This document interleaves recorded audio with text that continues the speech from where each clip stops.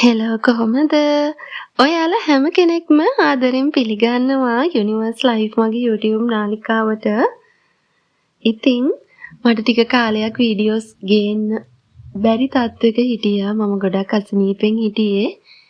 මට සමා වෙන්න. දැන් දිගටම ඔයාලා වෙනුවෙන් මම වීඩියෝස් අරගෙන එනවා. ඉතින් ඔයා තවමත් මගේ channel එකට අලුත් කෙනෙක් නම් මගේ channel එක subscribe කරලා bell icon එක click කරලා notification on එකේ තියාගන්න කියලා ආදරෙන් මතක් කරනවා. අද මම ගෙනාපු වීඩියෝ එක ඔයාගේ ජීවිතයට ගොඩාක් වැදගත්. ඔයා ඔයාගේ ජීවිතේ හැමදේම පිළිවෙලට කරගෙන යන කෙනෙක්. හැම දිනාටම වචනකින් හරි උදව්වක් වෙන වචනකින්වත් හිත රිදවන්න නැතුව ඔයා ඔයාගේ ගමන පාඩුවේ යන කෙනෙක්. ඒ වුණාට ඔයාගේ පාඩුවේ වැඩ කටයුතු කරගෙන ගියාට ඔයා දිහා බලාගෙන ඉන්න කට්ටියක් ඉන්නවා. ඔයාගේ අහල් පහල ඉන්න අය, ඔයාගේ නෑදෑයෝ, ඔයාගේ ගමේ අය, ඔයාගේ යාළුවෝ මේ ආදී වශයෙන් පිරිසක් ඉන්නවා ඔයාවට. ඔයාගේ ජීවිතේ නොයෙකුත් බාධාවන් මේ ජීවිතේ ඇතුලේ ඔයාට එල්ල වෙන්න ගන්නවා. ඔයා කරගෙන යන වැඩ කටයුතු හිටි ගමන් ඔයාට අසනීප වෙනවා. නොයෙකුත් නොහිතපු බාධාවත් හින්දා ඔයාට වැඩට යන්න බැරි වෙන. ඔයා කරන්න ඉන්න වැඩක්, ඔයා කරන්නම ફોකස් කරගෙන ඉන්න වැඩක් ඒ දවසට කරගන්න බැරි වෙනවා. මේ ආදී දේවල් ඔයාට සිද්ධ වෙනවා. හැබැයි ඔයා වෙලාවට මැනිෆෙස්ටේෂන් කරන කෙනෙක්, ජර්නල් ලියන කෙනෙක්, විශ්වයත් එක්ක ගනුදෙනු කරන කෙනෙක්. එහෙම වෙලත් ඔයාට මේ දේවල් වෙනකොට ඔයාගේ හිත රිදෙනව නේද? එහෙම දේවල් වෙනව නේද? ඉතින් එහෙම දේවල් වෙනකොට ඔයාගේ ජීවිතේ අඩිය දෙක පස්සට යනවා. සමහර වෙලාවට ඔයා කරන් ඉන්න දේවල් පහු බහිනවා. දින නියමයක් නැතුව වැඩ කල් දාන්න සිද්ධ වෙනවා. සමහර කරන් ඉන්න වැඩ දින නියමයක් නැතුව කල් යනවා. ඔයාට කරන්න කම්මැලි, අලසයි. ඉතින් නොහිතන වෙලාවල් වලදී තමයි ඔයාට මේ බාධාවල් එල්ල වෙන්නේ. මේ දේවල් වෙන්නේ ඇයි කියලා ඔයා දන්නවද? මේ පසු බැසීමට හේතුව තමයි evil eye කියන්නේ. මොකක්ද මේ evil eye කියන්නේ? ඇස්වහ කටවහ දෝෂ. සමහර අයගේ වචනෙන් කියනවා නම් ඒක ඇස්වහ කටවහ දෝෂ. ඔයාගේ ගමන් මග දිගටම ගොඩක් මිනිස්සු බලන් ඉන්නවා. ඔයා කරන වැඩ, ඔයා ගත කරන ජීවිතය, ඔයා ඉගෙන ගන්න කෙනෙක් නම් ඔයා ක්ලාස් යද්දී, ඔයාට ක්ලාස් එකේදී ඔයා වැඩ කරද්දී, ඉතින් ඔයාට මග තොටේදී මිනිස්සු හම්බ වෙනවා. ඔයාගේ විස්තර හොයලා බලන මිනිස්සු ඕන තරම් ඉන්නවා. ඉතින් මේ අය අතරේ ඉන්නවා ඔයාගේ දියුණුවට ආශිර්වාද කරන අය වගේම ඉරිසියා කරන අය. මිනිස්සු ඔයා ගැන සමහරක් අය විතරයි වෛරයෙන් බලනවා, ඉරිසියා කරනවා. මේ දේවල් ඔයාගේ ජීවිතය ඇතුළේ සිද්ධ වෙනවා. ඉතින් මේ ඔයා ගැන හිතන නරක සිතුවිලි වල බලපෑමෙන් ඇතිවෙන නෙගටිව් එනර්ජිස් වලින් තමයි ඔයාට ඇතිවන නරක බලපෑම් එක්කාසු වෙලා ඔයාගේ දේවල් අඩපණ කරන්නේ. මේ දෙයට තමයි evil eye කියන්නේ. ඉතින් ඔයා කරන කියන හිතන පතන දේවල් වලට මේ බලපෑම ඇති වුනහම ඔයාගේ සියලු වැඩ කටයුතු අඩපණ වෙනවා. වැඩ කල් යනවා. කිසි දෙයක් හරියට සිද්ධ වෙන්නේ නැහැ. ඉතින් අපි මේ evil eye මේක අපේ හෙවණැල්ල වගේ පස්සෙන් එනවා.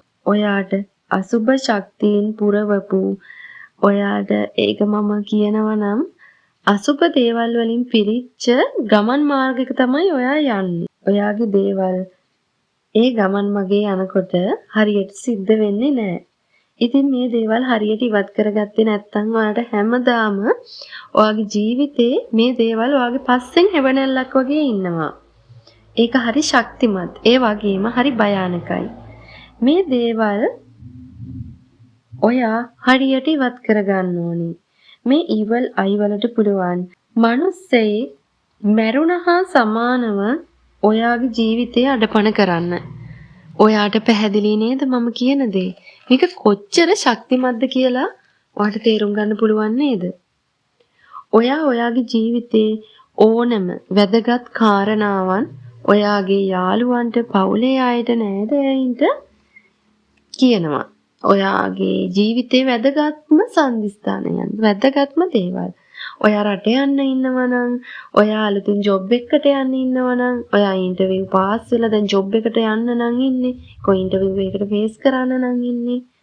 අලුත් ව්‍යාපාරයක් පටන් ගන්න කෙනෙක් නම්, ඒ වගේම අලුත් රිලේෂන්ෂිප් එකක් පටන් ගත්ත කෙනෙක් නම්, අලුත් නිවසක් හදන්න මුල් ගැල තියන්න ඉන්න කෙනෙක් නම්, අලුත් නිවසකට පදිංචියට යන කෙනෙක්ට මේ ආදී මෙකී නොකී කාරණාන් ඔයාගේ ජීවිතේ වැදගත්ම සම්දිස්ථානයන් තමයි මම මේ ඔයාලට කියන්නේ. අපි මුලින්ම කියන කීප දෙනෙක් ඉන්නවා. ආරාධනා කරන කීප දෙනෙක් ඉන්නවා.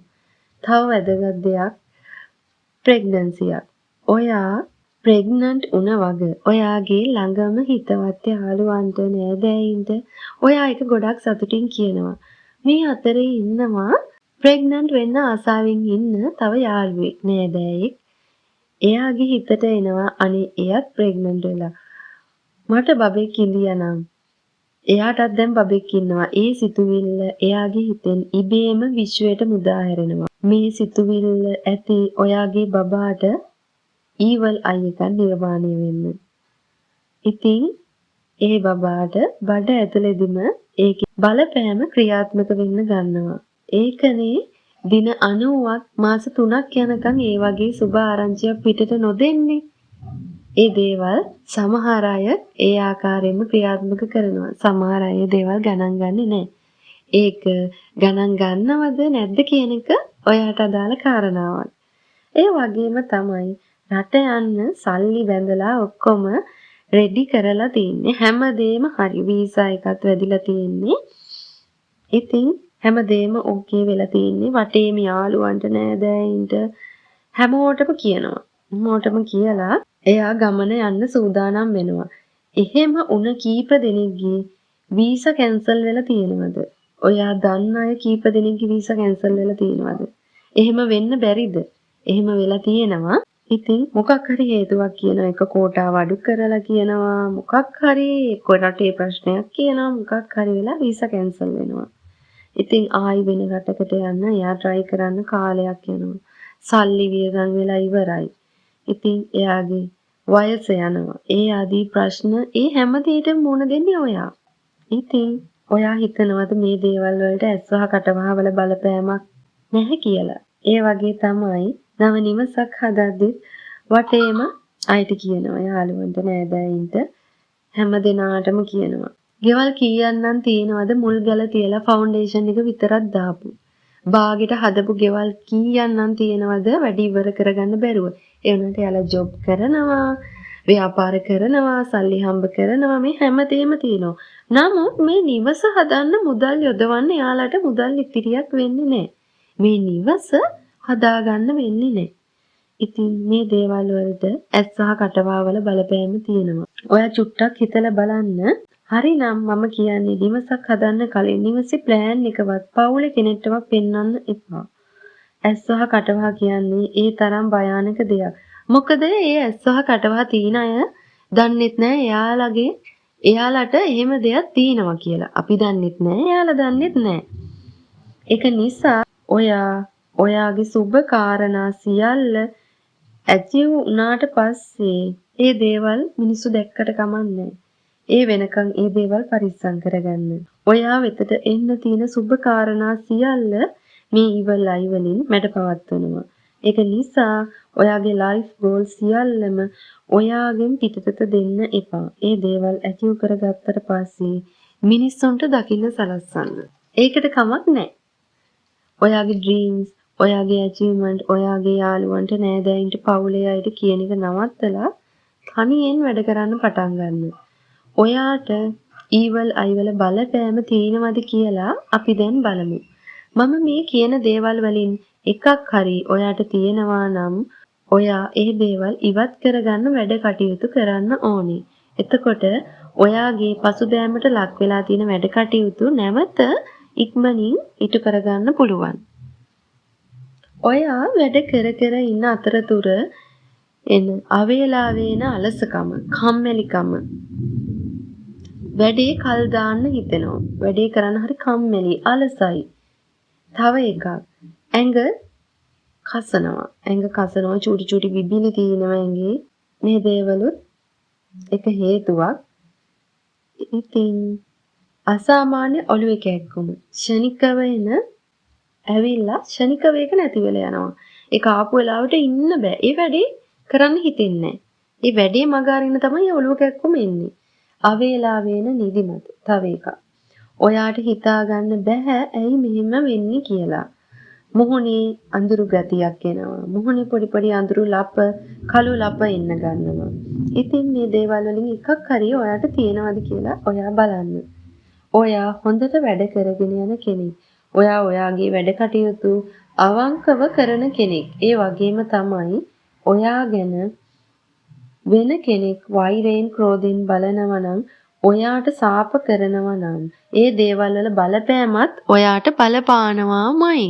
ඒ වගේම අපි ළඟින් ඉන්න අපිට ආදරය කරන අයගෙනුත් මේ ඊවල අයවල බලපෑම ඔයාට ලැබෙන්න පුළුවන්. ඒක නිසා ඔයාගේ ජීවිතයේ වැදගත්ම සිද්ධීන් අවස්ථා තව කෙනෙක්ට පවසන්න එපා. ඒවා සාර්ථක වෙනකන් රහසක්ව තියාගන්න. ඔයා පටන් ගන්න මුල පුරන කාරණාවන් මුල් දින 90 පහු කරනකම් කිසි කෙනෙක්ට දැනගන්න තියන්න එපා. මුල් දින 90 තුල ඊවල් අයවල බලපෑම වැඩි. ඒක නිසා මතක තියාගන්න අනිවාර්යෙන්ම. සමහර කෙනෙක් කැමති නෑ එයාට වඩා ඔයා දේවල් ලබා ගන්නවට. මේ සිතුවිල්ල ඇති ඔයාට ඊවල් අයවල බලපෑම ඉන්න. දැන් අපි බලමු මේවා නැති කරගන්නේ කොහොමද කියලා. අංක 1. ඔයාගේ ඕරාව ඔයා ශක්තිමත් කරගන්න ඕනේ. ඔයාගේ ඕරාවේ ශක්තිය අඩු වෙන්න දෙන්න එපා. ඔයාගේ ඕරාව ශක්තිමත් වෙන භාවනාවල් වලට හුඟක් දෙන්න. ඔයා භාවනා කරන්න. මේ දේවල් මම ඔයාලට කලිනුත් කියලා තිනවා. නිවසේ සෑම සතියකට වරක්ම මාසේ මුල ඇස්වහ කටවහ පුච්චන්න. සතියකට වරක් කරනවා නම් හොඳයි. එහෙම අමාරුයි මාසේ මුල ඇස්වහ කටවහ පුච්චන්න.